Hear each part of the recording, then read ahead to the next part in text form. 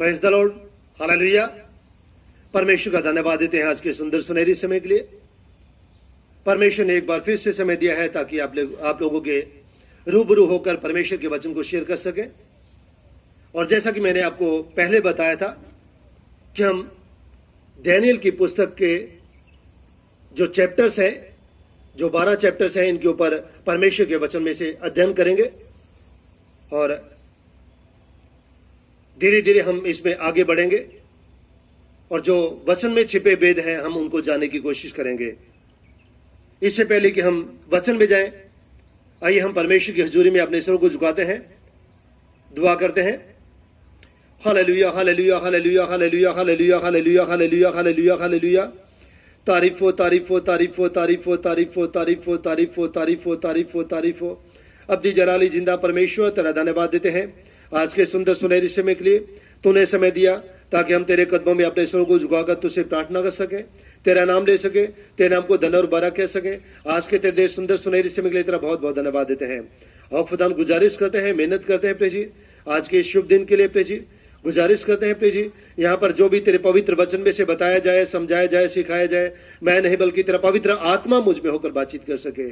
और खुदा जबकि हम दानियेल की पुस्तक के ऊपर चिंतन मनन करने जा रहे हैं प्रभु जी, और प्रभु जी हम में ऐसी शक्ति नहीं है, सामर्थ्य नहीं है कि हम इसको समझ सकें। इसलिए खुदा हम तेरे पास आते हैं, बुद्धि दे, दिमाग दे, समझ दे प्रभु जी, ताकि हम इस वचन में छिपे वेदों को जान सकें, समझ सकें और तेरे लोगों की भी इसमें बता सके। प्रभु जी सहायता करो, मदद करो।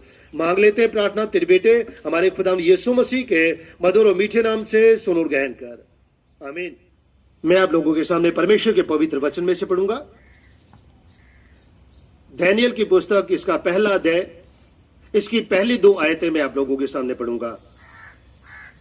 यहूदा के राजा यहोयाकीम के राज्य के 30वें वर्ष में बेबीलोन के राजा नबूकदनेस्सर ने यरूशलेम पर चढ़ाई करके उसको घेर लिया। तब परमेश्वर ने यहूदा के राजा यहोयाकीम को परमेश्वर के भवन के कई पात्रों सहित उसके हाथ में कर दिया और उसने उन पात्रों को शिनार देश में अपने देवता के मंदिर में ले जाकर अपने देवता के भंडार में रख दिया। प्यारे जीजो, यदि हम इसकी बैकग्राउंड को देखें, इस वचन में जाने से पहले तो बैकग्राउंड को देखना जरूरी है। एक समय ऐसा था जब इस्राएलियों के ऊपर न्यायी लोग न्याय करते थे और शमूएल के समय में, यदि हम शमूएल की पुस्तक को पढ़े तो शमूएल के समय में कुछ एक यहूदी लोग, पुरनिये लोग शमूएल के पास आए और वो कहते हैं कि तेरे पुत्र तेरे समान नहीं है, इसलिए तू हमारे ऊपर एक राजा को नियुक्त कर। क्योंकि शमूएल बड़ी नेकी के साथ, बड़ी ईमानदारी के साथ, परमेश्वर का भय मानते हुए परमेश्वर की खिदमत को करता था। लेकिन शमूएल के बेटे शमूएल जैसे नहीं निकले, वो घूस लेते थे और इसलिए न्याय को बिगाड़ते थे। न्याय को बिगाड़ने की वजह से कुछ एक लोग शमूएल के पास आते हैं, पुरनिये, और शमूएल को कहते हैं हमारे ऊपर एक राजा को नियुक्त कर। और शमूएल को यह बात बहुत बुरी लगी और शमूएल ने, यदि हम शमूएल की पुस्तक को पढ़े तो उसमें हम देखते हैं शमूएल को यह बात बुरी लगी और उसने परमेश्वर से प्रार्थना की और परमेश्वर ने कहा जैसा ये लोग कहते हैं तू वैसा कर। इन्होंने तुझे तुच्छ नहीं जाना है बल्कि इन्होंने मुझे तुच्छ जाना है।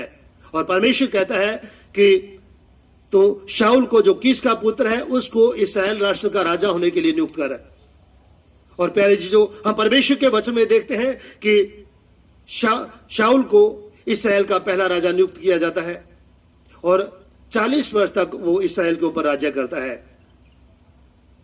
लेकिन वो परमेश्वर की दृष्टि में सही राजा नहीं ठहरा, आज्ञा मानने वाला नहीं ठहरा और परमेश्वर ने उसकी जगह एक और राजा को नियुक्त किया जिसको हम दाऊद के नाम से जानते हैं। और दाऊद ने भी इस्राएल के ऊपर 40 वर्ष तक राज किया। और दाऊद के बाद दाऊद का पुत्र सुलेमान इस्राएल के ऊपर राजा हुआ और 40 वर्ष तक सुलेमान ने इस्राएल के ऊपर राज्य किया। ये 3 राजा जो थे, इनके समय में इस्राएल यूनाइटेड था। लेकिन सुलेमान के बाद सुलेमान का जो राज्य था 2 हिस्सों में डिवाइड हो गया। एक हिस्सा इस्राएल कहलाया, दूसरा हिस्सा यहूदा कहलाया। इस्राएल में जो पहला राजा हुआ यरोबाम था। इसने वो कार्य किए जो यहोवा की दृष्टि में बुरे थे, और इसने ये देखा कि इस्राएली लोग यरूशलेम में जो परमेश्वर का भवन है वहां पर परमेश्वर को दंडवत करने के लिए, बलियां चढ़ाने के लिए जाते हैं। कहीं ऐसा ना हो कि इन लोगों का दिमाग अपने प्रभु की ओर लग जाए, या जो यहूदा का राजा है उसकी तरफ लग जाए। और इसलिए यरोबाम ने 2 सोने के बछड़े बनवाए और एक को दान में स्थापित किया और दूसरे को बेतेल में, और इस्राएली लोगों से कहने लगा, ये वो तुम्हारे देवता हैं जो तुमको मिस्र देश की गुलामी से निकाल कर लाए हैं। और प्यारे जीजो, परमेश्वर का वचन कहता है कि इस राजा ने, यरोबाम राजा ने बहुत सारे लोगों को, यानी कि ज्यादातर जो इस्राएली लोग थे उसकी उपासना में लगा दिया, और इस्राएली लोग दिन प्रतिदिन खुदा से दूर होते चले गए। जब इस्राएल और यहूदा अलग हो गया, इस्राएल में 10 गोत्र थे और यहूदा में मात्र 2 गोत्र थे, और इस्राएली लोग दिन प्रतिदिन भ्रष्ट होते चले गए, परमेश्वर से दूर होते चले गए। और इस्राएल में ज्यादातर वो राजा हुए जिन लोगों ने अपने कार्यों के द्वारा परमेश्वर को क्रोधित किया, और इसीलिए परमेश्वर ने इस्राएली लोगों को 722 बीसी में, प्रभु यीशु मसीह से 722 वर्ष पहले असीरिया देश की गुलामी में भेज दिया, क्योंकि इन लोगों ने अपने कार्यों के द्वारा परमेश्वर को क्रोधित किया था।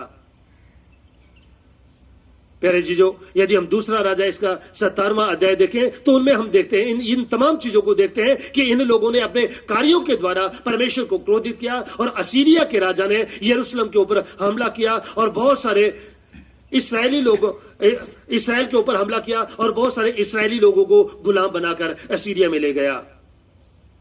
दूसरी तरफ जो यहूदा देश है, यहूदा राष्ट्र है, उसमें मात्र 2 गोत्र थे, यहूदा और बिन्यामीन। और यहूदा के ऊपर सुलेमान का बेटा रहोबाम राज्य करता था।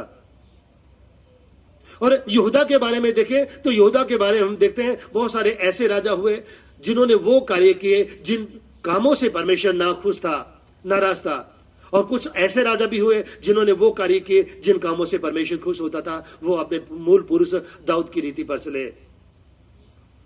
और प्यारे जीजो, हम परमेश्वर के वचन में देखते हैं, और आगे चलकर इन लोगों ने भी वो कार्य किए जिन कार्यों से परमेश्वर नाखुश था, जिन कार्यों से परमेश्वर नाराज था।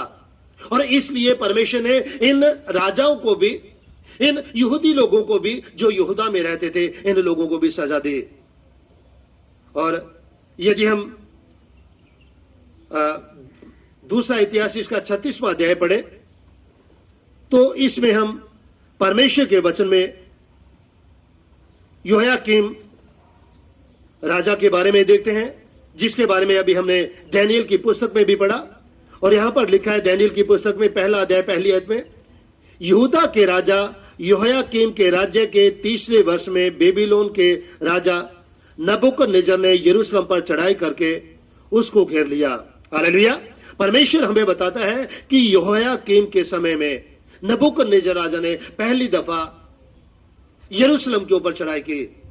यह उस समय की जिस समय यहोयाकीम राजा था, सन 605 बीसी में। प्रभु यीशु मसीह से 605 वर्ष पहले नबूकदनेस्सर राजा ने यरूशलेम के ऊपर चढ़ाई की, और परमेश्वर ने ही बेबीलोन के राजा नबूकदनेस्सर को उभारा ताकि अपने लोगों को, जो यहूदी लोग हैं, जो परमेश्वर की चुनी हुई प्रजा के लोग हैं, जो परमेश्वर से दूर हो गए हैं, उनको सजा दे सके। इसलिए परमेश्वर ने नबूकदनेस्सर राजा के मन को उभारा था ताकि नबूकदनेस्सर राजा इन लोगों के ऊपर आक्रमण करे और इन लोगों को सजा दे। प्यारे जीजो, हम परमेश्वर के वचन में देखते हैं योशिया राजा का बेटा योशिया वो राजा है जिसने परमेश्वर के भवन की मरम्मत करवाई, और उसके बाद तमाम यहूदी लोगों को परमेश्वर के भवन में इकट्ठा किया और उन लोगों के सामने परमेश्वर की व्यवस्था को पढ़कर सुनाया गया ताकि लोग परमेश्वर की व्यवस्था के अनुसार अपने जीवन को चला सकें। इसका बेटा यहोयाकीम जब राजा हुआ, इसने वो कार्य किए जो यहोवा की दृष्टि में बुरे थे। और उसी समय जो मिस्र का राजा फिरौन नको है, उसका यहूदा के राजा जब योशिया से युद्ध हुआ तो योशिया मारा गया और योशिया के मारे जाने के बाद यहोयाकीम उसके स्थान पर राजा हुआ। और जो बेबीलोन का राजा नबूकदनेस्सर राजा है, उसने पहले मिस्र के ऊपर हमला किया, उसको अपनी अधीनता में लिया और उसके बाद उसने बेबीलोन का जो इस्राएल का राजा है, यहूदा का राजा है, उसके ऊपर आक्रमण किया 605 बीसी में। और उसने जो योशिया है, जो इस यहूदा का 18वां राजा था, उसको भी उसने अपने अधिकार में ले लिया, यहूदा को अपने अधिकार में ले लिया और इन लोगों को, बहुत सारे लोगों को गुलाम बनाकर अपने देश बेबीलोन को ले गया। और परमेश्वर का वचन हमें सिखाता है, यदि हम दूसरा इतिहास इसका 24वां अध्याय इसकी 3री और 4थी आयत पढ़ें तो यहां पर लिखा है, निसंदेह यह यहूदा पर यहोवा की आज्ञा से हुआ ताकि वह उनको अपने सामने से दूर करें। यह मनसे के सब पापों के कारण हुआ और निसंदेह कि उस खून के कारण जो उसने किया था, क्योंकि उसने यरूशलेम को निर्दोषों के खून से भर दिया था, जिसको यहोवा ने क्षमा करना ना चाहा। न सिर्फ मनसी राजा ने ऐसे काम किए बल्कि और भी बहुत सारे लोग थे, बहुत सारे ऐसे राजा हुए हैं जिन राजाओं ने अपने कामों के द्वारा परमेश्वर को क्रोधित किया। और यदि हम परमेश्वर के वचन में दूसरा राजा इसका 21वां अध्याय इसकी 12वीं आयत पढ़े तो मनसे के बारे में परमेश्वर का वचन कहता है, इस कारण इस्राएल का परमेश्वर यहोवा यूं कहता है कि सुनो, मैं यरूशलेम और यहूदा पर ऐसी विपत्ति डालना चाहता हूं, जो कोई उसका समाचार सुनेगा वह बड़े सन्नाटे में आ जाएगा। इन लोगों ने, इन राजाओं ने अपने कामों के द्वारा परमेश्वर को क्रोधित किया और जिसकी वजह से परमेश्वर का क्रोध इन लोगों के ऊपर भड़क उठा और इन लोगों का बचने का कोई उपाय ना रहा। और प्यारे जीजों, हम परमेश्वर के पवित्र वचन में से देखते हैं, दूसरा आक्रमण नबूकदनेस्सर राजा ने यहोयाकीन के समय में किया। यहोयाकीन जो कि यहोयाकीम का पुत्र था। परमेश्वर का वचन बताता है कि इसने 3 महीने तक राज्य किया और उसने भी वही कार्य किए जो परमेश्वर की दृष्टि में बुरे थे। और बेबीलोन के राजा नबूकदनेस्सर राजा ने यरूशलेम के ऊपर चढ़ाई की और नगर को घेर लिया और यहोयाकीन ने अपने पूरे परिवार के साथ, अपनी माता, अपने कर्मचारियों, अपने हाकिमों के साथ इस राजा ने सरेंडर कर दिया और नबूकदनेस्सर राजा की अधीनता में चला गया। और उसी दौरान नबूकदनेस्सर राजा ने परमेश्वर के भवन में रखा हुआ जो भी धन दौलत था, सोने चांदी के जो पात्र थे, और उनको उठाकर बेबीलोन को ले गया। और जो उस समय और ज्ञानी लोग थे, विद्वान लोग थे, पढ़े लिखे लोग थे, उनको गुलाम बनाकर ले गया। और तीसरा आक्रमण नबूकदनेस्सर राजा ने उस समय किया जब सिदकिय्याह राजा था। यहोयाकीम की जगह उसके चाचा मत्तन्याह को यहूदा का राजा बनाया गया। ये कुछ एक लोगों ने उसको बनाया था, लेकिन उसके बाद उसका जो नाम बदलकर सिदकिय्याह रखा गया। और जब सिदकिय्याह राज्य करने लगा, परमेश्वर का वचन बताता है इसने भी वो कार्य किए जो यहोवा की दृष्टि में बुरे थे और बेबीलोन के राजा का विरोध किया इसने और प्यारे चीजों, हमें परमेश्वर का वचन सिखाता है, यदि हम दूसरा इतिहास इसका 36वां अध्याय पढ़ें तो परमेश्वर का वचन बताता है कि इन यहूदी लोगों ने बहुत सारे ऐसे कार्य किए जिनकी वजह से परमेश्वर इनके ऊपर बहुत क्रोधित हुआ, और इसीलिए परमेश्वर नबूकदनेस्सर राजा को बार बार उकसाता है ताकि इन लोगों के ऊपर आक्रमण करे, इन लोगों को दंडित करे, इन लोगों को सजा दे, क्योंकि इन लोगों ने अपने जीवते परमेश्वर को छोड़ दिया है।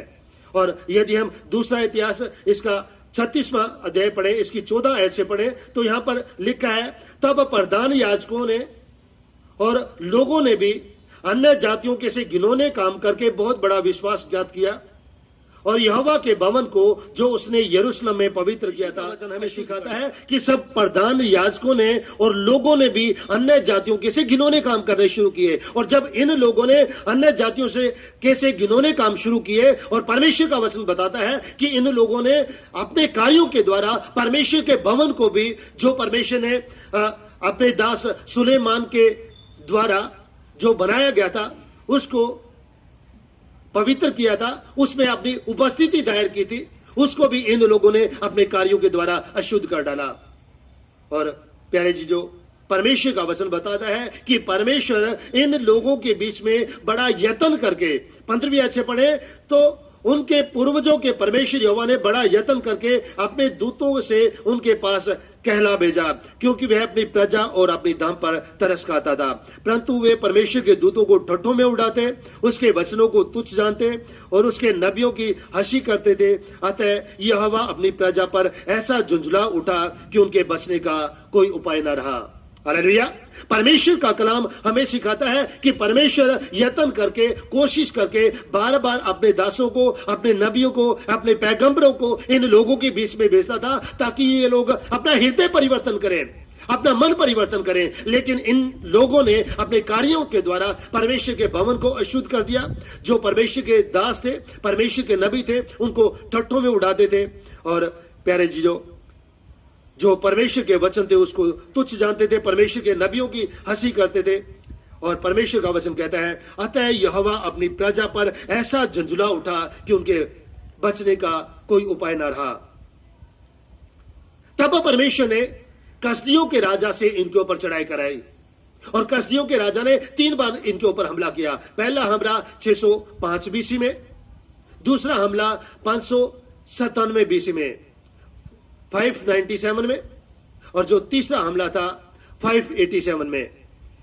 3 हमले किए, और इन 3 हमलों में उसने यहूदा देश को उजाड़ कर रख दिया।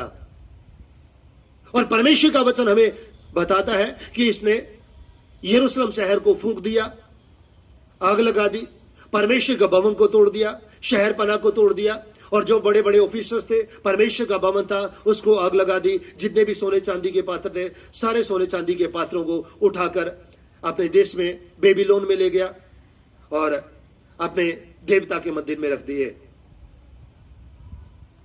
और यदि हम 17 आयत से आगे पढ़ना शुरू करें तो यहां पर लिखा है, तब उसने उन पर कसदियों के राजा से चढ़ाई करवाई।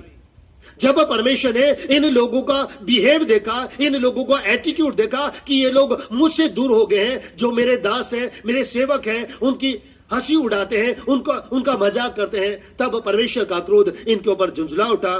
तो परमेश्वर ने कसदियों के राजा से इनके ऊपर चढ़ाई कराई, और उस राजा ने लिखा है, और 17वीं आयत में लिखा है, तब उसने उन पर कसदियों के राजा से चढ़ाई कराई, और इसने उनके जवानों को उनके पवित्र भवन में ही तलवार से मार डाला। हालेलुया। परमेश्वर का वचन हमें सिखाता है कि इन लोगों ने परमेश्वर के भवन को भी अशुद्ध कर डाला। अब ये लोग परमेश्वर के भवन में आ गए हैं। जब इस राजा ने, नबूकदनेस्सर राजा ने इनके ऊपर हमला किया, इनका यह मानना था कि परमेश्वर की उपस्थिति परमेश्वर के भवन में है, और यदि परमेश्वर की उपस्थिति परमेश्वर के भवन में है तो यकीनन हमारा परमेश्वर हमें बचाएगा। क्योंकि यदि हम दूसरा इतिहास इसका 7वां अध्याय इसकी पहली आयत पढ़ें तो परमेश्वर के वचन में लिखा है, दूसरा इतिहास 7:1 में लिखा है, जब सुलेमान यह प्रार्थना कर चुका तब स्वर्ग से आग ने गिरकर होम बलियों तथा अन्य बलियों को भस्म किया और यहोवा का तेज भवन में भर गया। हालेलुया। परमेश्वर का वचन हमें सिखाता है कि सुलेमान बादशाह ने जब परमेश्वर का भवन बनाया, उसके बाद दुआ की और होम बलियां चढ़ाई, मेल बलियां चढ़ाई, तो परमेश्वर का वचन कहता है कि स्वर्ग से आग ने गिरकर होम बलियों तथा अन्य बलियों को भस्म कर दिया और यहोवा का तेज परमेश्वर के भवन में भर गया। और परमेश्वर अपने वचन के द्वारा हमें सिखाता है। 16वीं आयत को पढ़े तो यहां पर लिखा है, क्योंकि परमेश्वर कहता है, क्योंकि अब मैंने इस भवन को अपनाया और पवित्र किया है और मेरा नाम सदा के लिए इसमें बना रहे। मेरी आंखें और मेरा मन दोनों नित्य यही लगे रहेंगे। हालेलुया। परमेश्वर अपने कलाम के द्वारा सिखाने की कोशिश करता है, कहता है कि मेरा मन इस भवन के ऊपर लगा रहेगा और परमेश्वर की उपस्थिति यकीनन इस भवन में थी, जो भवन सुलेमान ने परमेश्वर के लिए बनाया। प्यारे जीजो, और जब नबूकदनेस्सर राजा ने इनके ऊपर हमला किया, और जब इनके ऊपर हमला किया तो परमेश्वर का वचन हमें सिखाता है कि ये लोग भागकर परमेश्वर के भवन में छुप गए। इनका यह मानना था कि यकीनन परमेश्वर की उपस्थिति इस भवन में है और हमारा परमेश्वर अभी तक हमें हमारे शत्रुओं से बचाता आया है, हमारे दुश्मनों से बचाता है। यकीनन परमेश्वर अब हमें भी इस राजा से बचाएगा। लेकिन प्यारे जीजो, ऐसा कुछ नहीं हुआ।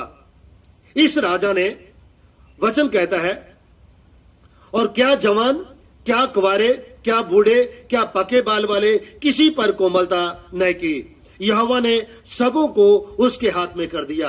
हालेलुया। परमेश्वर का वचन हमें सिखाता है, इस राजा ने बड़ी निर्दयता के साथ, बड़ी क्रूरता के साथ परमेश्वर के भवन में घुसकर इन लोगों का नरसंहार किया। क्या बूढ़े, क्या जवान, क्या पक्के बाल वाले, क्या औरतें, क्या बच्चे, बड़ी निर्दयता के साथ मारा और बहुत सारे लोगों को गुलाम बनाकर अपने देश में ले गया। दूसरा इतिहास इसका 36वां अध्याय, इसकी 18 से आगे पढ़े तो यहां पर परमेश्वर के वचन में लिखा है, क्या छोटे क्या बड़े, परमेश्वर के भवन के सब पात्र और यहोवा के भवन और राजा और उसके हाकिमों के खजाने और इन सबों को वह बेबीलोन में ले गया।